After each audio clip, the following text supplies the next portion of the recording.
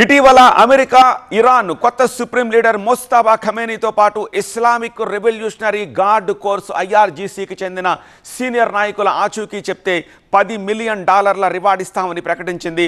ఆ హిట్ లిస్ట్లో ఈ అలీ లార్జానీ కూడా ఉన్నారు. ఒక 2 రోజుల బ్యాక్ మీరు మన స్పెషల్ బులెటిన్ వార్ జోన్ని గమనించుంటే ఆ రోజే చెప్పాము అమెరికా హిట్ లిస్ట్లో 6 ఉన్నారు. రైట్ ఫ్రమ్ మోస్తాబా ఖమేనీతో సహా 6 ఎవరెవరు అనేది మనం ఎక్స్ప్లెయిన్ చేశాము. ఇప్పుడు ఆ లిస్ట్లో నెంబర్ 2 ఈ అలీ లార్జానీ. ఈ అలీ లార్జానీనే ఇప్పుడు ఇజ్రాయెల్ చంపేశాము అని చెప్తోంది. ఈ అలీ లార్జానీ సెక్యూరిటీ కౌన్సిల్ మెంబర్, మోస్తాబాకి చాలా క్లోజ్, మోస్తాబాకి నెక్స్ట్ లేయర్ లిస్ట్లో ఉంటాడు. సో ఇప్పుడు ఆ అలీ లార్జానీ కుమారుని సైతం చంపేశామని చెప్పేసి ఇజ్రాయెల్ ప్రకటించింది. కానీ ఇరాన్ అందుకు అంగీకరించట్లేదు. లార్జానీ సేఫ్గానే ఉన్నారని చెప్పి ఇరాన్ చెప్తోంది.